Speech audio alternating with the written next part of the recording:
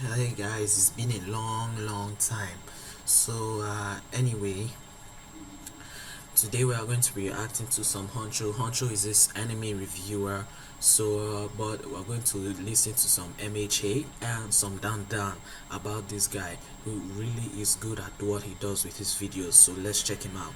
And you know I'm always an MHA fan, ride or die. So let's check him out. Today's going we call dandandan is absolutely psychotic. Alright, let's check it out.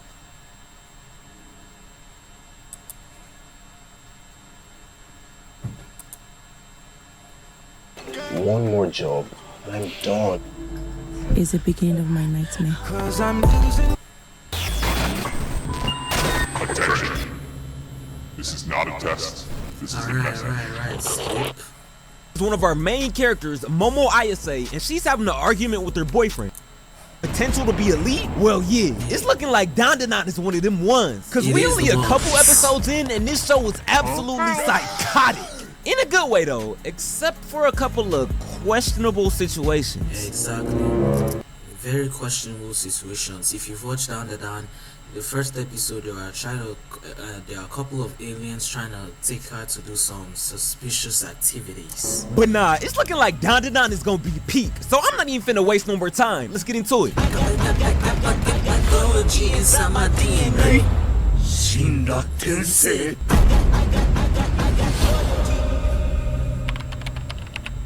Alright, so to start off, the first thing we see is one of our main characters, Momo Ayase, and she's having an argument with her boyfriend. And hold on, wait, we gonna get to the conversation they having here in a second, but bro, you telling me this delinquent who looks like he belongs with Mikey and them on Tokyo Revengers with this old Zeus lightning bolt hairline and Rock Lee bushy brows is in high school? Damn.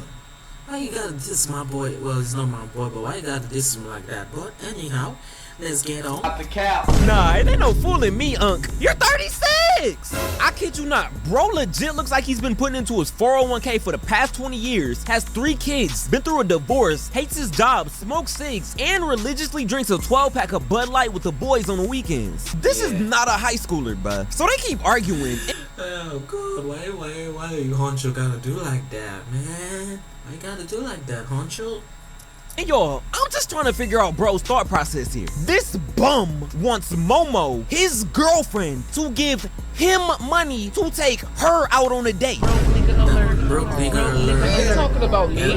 Like that doesn't make sense at all. There's some real bum ass niggas in real life. This is how some bum ass niggas be in real life. Diabolical. Like, this is crazy work. Having your girlfriend or boyfriend pay for you is cool when they want to do it, but pressing me about it? Nah. Just like when you finna do the dishes, then your mom or dad bust into your room talking about some, hey, you better go do them dishes. See, now I don't even want to do it no more. Then y'all, I kid you not, the next thing he says to Momo is, but hey, if you let me get the yeeks, I'll take you out to a love hotel. You still gotta pay for that shit though. Why you ain't put out already? I don't know who you think you is. Nigga, not your bitch. And y'all, just look at bro's face. He can't believe it. When he said he wanted some neck, this is not what he was expecting. So Dog Away gives his inner Chris Brown and absolutely rocks Momo, giving her a free abortion with this Dragon Ball Z gut punch. Lock his ass up! Lock his ass up! But hypothetically, if she was pregnant by this bum and she didn't want to have a baby, bro might have just did her a favor. Cause word on the streets of Twitter is that Bordy's going for $640 a pop now. And you know for a fact that Momo was probably gonna have to pay for that whole thing by herself. So it goes without saying, they broke up after this. So Yeah, so technically she did get pregnant by the dude. He did do her a favor. But why some girls be dating bum ass niggas? I don't know why. That's mostly why relationships don't work. Anyway, it gets so psychotic more and more. almost in class just chopping it up with her friends, sad because of the breakup with her very first boyfriend who was a bum, abusive, and broke. Wait, I'm confused. Is this not a dub? And we find out that the only reason Momo was with him in the first place was because he looked like this famous actor she has a crush on, Ken Takakura. And hold on, cause I can't let this slide. You told Girly this was a good look. Shorty right. She probably thinks it's Halloween. Right here must think she playing Fortnite or something, cosplaying as a skull trooper. Can somebody please tell her Halloween was last month? But anyways, Momo was just soaking through the halls when she stops because she peeps that these dudes is bullying this kid in the back of another class. Bro was really just trying to mind his business, read his book, and vibe out in peace, but can't because these niggas decided to turn into prime Tom Brady, launching paper balls at him. Then one of these doofuses spawns in a magnet out of nowhere and was like, hey bro, throw this at him next. I bet this is gonna hurt. Hey, I'm no expert when it comes to social interaction, Exactly. but I promise you, the quiet kid in the back of class is the last person whose bad side you want to get on. Cause trust, you will 100% be this man's first target when he finally snaps and decides to bring his special backpack to school to play solo squads with the entire lobby. But anyways, these boys ain't even get a chance to, cause this is when Momo swooped in and saved this man's whole career like a Drake feature, and just started chopping it up with bro about his books. Like a Drake feature, a good one. And as soon as the bullies realized the female was in the vicinity, they was out there looking like me. Froze up, turned around real quick. So Momo, knowing she just secured that. Hello? Listen, you've always been nice to me. Don't come to school tomorrow. Double kill. Don't worry, we're just playing Rock every time. So knowing she just secured that warning for the future, Momo just goes about her day and starts walking She's off. hitting But it this off is the on first England. time a girl has ever talked to this man in his entire life. Bro was not finna let this opportunity go to waste. Miss Momo Ayase, I think I know what you're into. What? There's only one reason a girl as pretty as you would talk to a guy like me, and that's the reason you talk to me. Is this nigga serious? So bro pulled up on her and turned into a whole yapologist. Full on nerding out about UFOs, space aliens, the Space Force, going to Mars, yada yada, I don't know. But what I do know is that this man got his scaring away the hoes badge on Hall of Fame. Turned that shit to the Call me Gojo BC. The distance between me and these women is infinite. Good one. Good one. max. And bro just keeps on going and going and going until Momo's like, Man, shut your bitch ass up, nigga. Nobody asked you not a bitch ass thing. You better shut the fuck up before I knock your fucking head off your shoulders, old ugly ass bitch. just got Damn.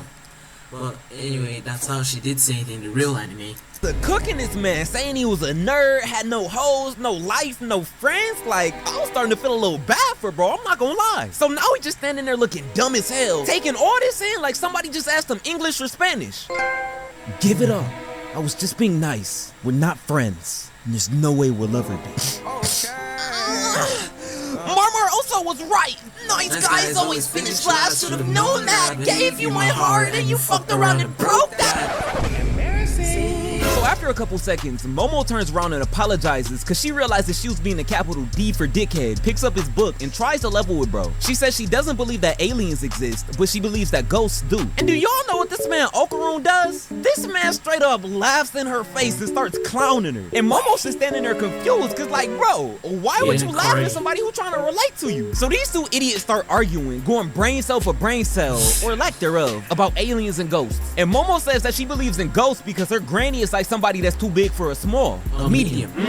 And a medium is basically one of those girls who makes all of their life decisions based on zodiac signs, owns 11 million crystals, and has that tapestry hanging in their bedroom. Yeah, y'all boys know what I'm talking about. Hey, quick side note, y'all boys. If you go to Link with a shorty and you see one of these in her room, just know you in for a great night. Planning to take an English proficiency test to study abroad? Join millions of students who... But anyways, they keep arguing until they make a bet where Okaroon has to go somewhere haunted, and if he sees a ghost, he has to be Momo's gopher. And Momo has to go to an alien site, and if she sees an alien, she has to be Okaroon's servant gopher or whatever. So Momo pulls up to the abandoned Nagi General Hospital, and I'm not gonna lie, this hoe look like it's straight out The Last of Us. It's creepy as hell. So Momo is terrified. And it don't help that Okaroon's on the phone gaslighting her, talking about this is a prime UFO hotspot for Diddy Dungeon activities, where she's bound to get abducted. For Diddy Dungeon activities, damn. Kidnapped and have her body experimented on. So at the same time this is going on, Okaroon pulls up to Momo's haunted location, this abandoned service tunnel. And again, this place is creepy as hell. Better not. I don't care. You couldn't pay me to go in here. I'm good, gang. And as he's walking through, Momo admits that she's never actually seen a ghost before, and this gets him heated. Shit had him tighter than the jeans that them young niggas in Atlanta be wearing. What? How are you writing for ghosts so hard saying that they're real when you've never even seen one? You pretty much much just operating on blind faith and delusion like a Cowboys fan who think they can actually win a Super Bowl. That's crazy. So then we start getting some of Momo's backstory where she tells Okurun the reason she believes in ghosts even though she's never seen one before. Momo's parents died when she was a kid, so her grandma had to take her in and she raised her on her own. Momo's grandma and the fact that she's a medium are special to her. And because she has so much love for her grandma, Momo believes in both her and what she does. So then Momo's just like, okay, so now it's your turn. Why do you believe in aliens? I don't have no I ain't got no backstory. special sentimental reason or nothing like that. I just thought they was cool type shit. I just thought they were cool type shit. Literally, that's what he said. So they both head deeper into their locations, talking with each other on the phone, when all of a sudden Okurun stops. Because he realizes this whole time, he been getting walked down like an elite chopper, seeing a trail of bloody footsteps leading right to him. So this man hits a 180 to see if anything's behind him, but he just ends up seeing what Lil Uzi was talking about on Eternal of Take 2 instead. A whole lot of nothing. So he lets out a breath of relief, but that lasted for all of 2 milliseconds, cause he turned around in one of the meanest FNAF jump scares imaginable. Seeing this crusty ass demon grin, who was probably old enough to have been alive with he and Sukuna during the golden age of sorcery. And Like he and Sukuna, like I won't surprise if she's related to Sukuna. I'm not gonna lie, if I was in this situation and I seen her in complete darkness posted up like Shaq in the 90s, I'd be in that bitch clutching my pearls, screaming like LaMelo Ball. But anyways, Okurun turns around and see this absolute monstrosity looking him dead in the face. And Granny's on that freak nasty timing like she just had 3 of them gas station pink pills, chased with 10 shots of Casamigos for the free codes. Cause y'all, I kid you not, I can't even do it justice voicing it over myself. The first words to come out of her mouth in the entire series were literally, I'll let you suckle my teats, boy. If you let me gobble your dung. Like that's what she said. No, for real. Dandandan is kind of very freaky, okay? I'm not gonna lie. That's exactly what the grandmother said. I mean, shit. If you offering what Drake say, that sounds like a fair trade to me. Y'all, I know I'll be saying some crazy stuff in my videos, but it's no way y'all thought I was gonna be going for that. But anyways, Okurun said, fuck that flashlight, dropped it and turned into Sidney McLaughlin. A whole track star hitting the digital dash out of it. But Turbo Granny was just like, You wanna see some real speed, bitch? and decided to show Okurun who the real track superstar was and chased this man down in a matter of milliseconds like DK Metcalf. So Momo hears Okurun yelling and screaming for his life on the other end of the line, and she's terrified, so she tries heading out the hospital, but she should have been concerned for her own safety instead, cause little did she know, she just became the equivalent of a chicken drumstick inside of a Popeyes. Cooked.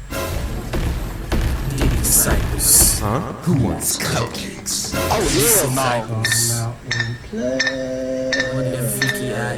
So Momo runs into these freaky ass aliens who proceeded to pounce on her, rip off her clothes, and do their best Bill Cosby impression by knocking her out. And remember how in the beginning of the video I said dandandan has a couple of questionable scenarios in it? Well, yeah. About right here is where they start. And quick disclaimer, thankfully none of these questionable activities actually happen, or else I would have just skipped over this part entirely. But anyways, some time passes. But it would have ended in another Goblin Slayer situation. If you watch Goblin Slayer, you know. And Momo wakes up at the Diddy party in a daze, strapped down to this chair, with the alien versions of Josh Giddey, EDP, and Diddy surrounding and staring right back at her. So of course Momo's just like, what the hell is going on?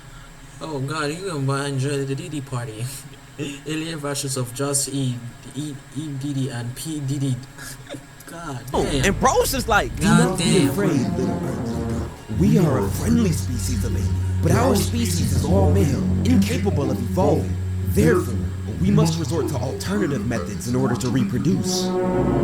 So these absolutely freaked out demon aliens basically tell Momo they intend to reproduce with her against her will, then harvest her internal organs for research purposes. And this man must have been listening to Darvin Ham in his free time, cause bro thought this was the perfect time to whip it out. Freaky ass robot, he is 69 God. Freaky ass robot, he is 69 God. Hey, hey, hey, hey, run for your life. Hey, hey, hey, hey, run for your life. Freaky ass robot, he is 69 God. Freaky ass robot, he is 69 God. Hey, hey, hey, hey, run for your life. Hey, hey, hey, hey, run for your life. Say no means no, no means no. Say no means no, no means no. And I had a whole diss track cooked up for this portion of the video, but I can't even drop it because Copyright. But anyways, when Momo hears this, she naturally starts fighting back. So the aliens use hypnosis to make her ass dizzy like she just drank something that was offered to her by Rick Ross.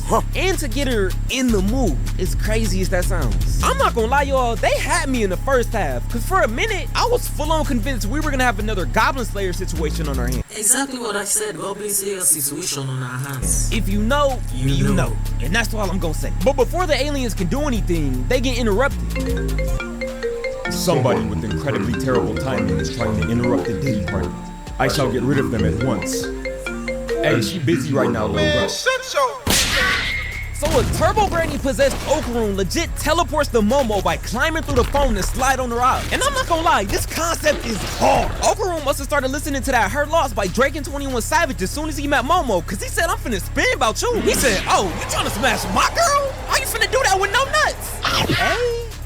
Yo, I mean, it worked. Hey, yo, bro. Pause. And at this point, Okaroon's full on tweaking out, fighting for control of his mind with Turbo Granny. But he can't control this new power at all. So the aliens rip off their Mr. Beans looking disguises and immediately start boxing with Okaroon. And this is hard. They just going at it. But for some reason, Turbo Granny / Okaroon's primary attack is Glizzy Goblin. Like, I kid you not. Right now, Okaroon's meat munching worse than niggas who are LeBron fans. It's me. I'm Nicholas. My glorious king! Hey, yo, what the fuck? But anyways, they get to a point where Okaroon gets hurt after the aliens slam him into a wall. And we get his backstory where he basically said that since ISA is the only person or alien who's ever been nice to him in his entire life, he's willing to do anything for her, even turn into a monster. And I'm just sitting there like, bro, you've had what, like two conversations tops with the girl, and you've known her for less than a day. Relax. So exactly with this guy, relax. The way he does things for this girl is weird. Since bro wants to be Captain Save-A-Ho, he gets a power-up, but that lasted for all of 5 seconds. Cause after getting hit with another blast from the aliens, all of Okaroon's resolve went straight out the window. So seeing Okaroon's down for the count, Momo realizes that she gotta do something quick so she won't be a baby mama for an entire alien species. So this is when she gets this random flashback about her granny telling her to release her chi. And y'all, we all know this by now. The MC getting the flashback mid-fight pretty much guarantees they walking out of there with a dub. So Momo locks in and basically activates Ultra Instinct, while popping a whole domain expansion to nullify the alien's powers with that good telekinesis, no Travis Scott. And y'all, this is what I call peak foreshadowing, cause peep the form. She couldn't land that kick on bro earlier, but now that she's leveled up, she straight up boomed this nigga to Baghdad, destroying the alien spaceship that was disguised as the moon in the process. And she ends up figuring out that she can block Turbo Granny's curse on Okaroon with her powers. But even though Turbo Granny's out of his body, he's still cursed. And Okaroon's gonna stay cursed because this lady legit boom gangs his wiener and family jewel. And the only way to get him back permanently is to defeat Turbo Granny, so them boys finna have to spin the block. So the spaceship crashes through Nagi General Hospital, causing massive property damage, and ends up landing on the freeway. So Momo and Okaroon escape, start talking a little bit, and this is when that boy Okaroon start getting rizzy. Listen, sorry, I'm an awkward guy. True. Huh? Could you just put these on already? I'm worried I may not be able to think straight. Wait, why is my heart beating so fast? Calm down. He just happened to say one of Kentakuro's lines. So, hey, my memory for names is awful. What did you say yours was again? Oh, I'm Ken Takakura. Alright, so that was the first episode of Dandandan, and like I said, it's absolutely psychotic, and it's looking like it's only gonna get better from here. But hey, if you enjoyed the video, be sure to drop a like, hit that sub button, and turn on post notifications so you don't miss an upload. I already got scripts in the works for the next part in this series, along with the next My Hero vid, so be on the lookout for them notices. Discord link is down in the description if you haven't already joined up, and make sure y'all sub. Yeah, make sure you sub to his channel, but also thank you for the comments. Make sure you like, share, and subscribe to my channel too. It's I know I don't drop on time, and it's been a lot of hard work. I've just been busy, so yeah, thank you very much. See you guys later. Peace. I'm gonna drop in the next part of the video while I upload this.